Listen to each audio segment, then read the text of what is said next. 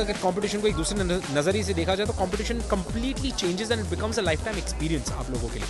So I think it's very important to make it an experience rather than a competition.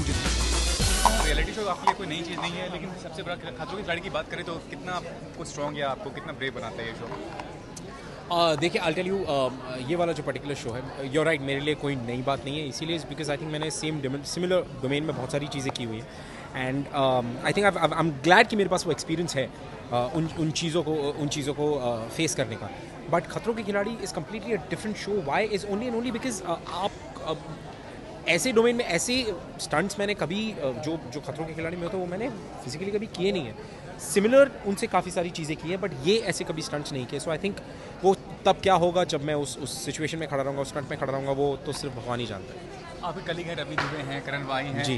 Competition करेंगे या सिर्फ friendship environment? देखिए sir, मैं आपको बताता हूँ कि रवि ने एक बहुत अच्छी बात कही थी अभी कि हर एक शो में हम कभी भी जाते हैं तो हर बार यही पूछा जाता है कि आपका कंपटीशन सबसे बड़ा कौन है.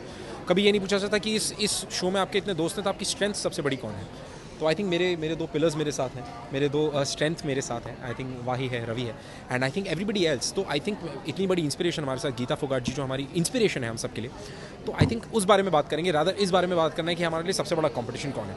आई थिंक अगर कंपटीशन को एक दूसरे नज़रिए से देखा जाए तो competition completely changes and it becomes a life time experience आप लोगों के लिए.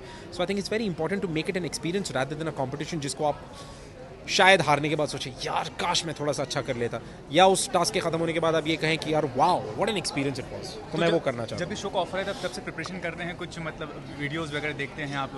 जी हाँ, वो तो डेफिनेट प्रिपरेशंस चल ही रही हैं कि हम looking into different kind of stunts की किस तरह से किए गए हैं, किस तरह से प्रिपेयर हुआ है. सो अब वो हमारे सामने क्या है, इस नए सीजन में क्या नया लेकर आते हैं, क्या नया फेंकेंगे, वो तो वक्त ही बताएगा. So thank you very much guys.